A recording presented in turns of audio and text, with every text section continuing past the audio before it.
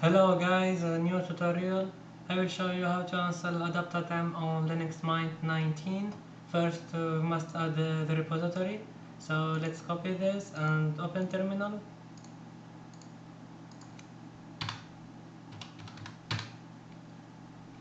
And press enter to continue.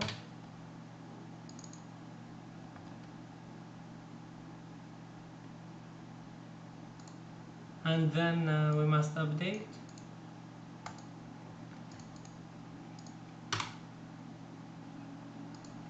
Finally, sudo apt-install adapta-gtk-theme.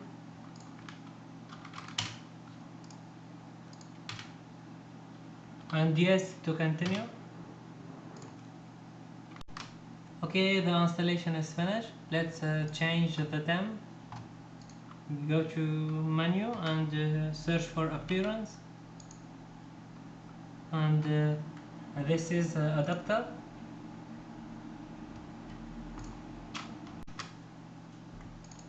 So like we see, the theme is changed.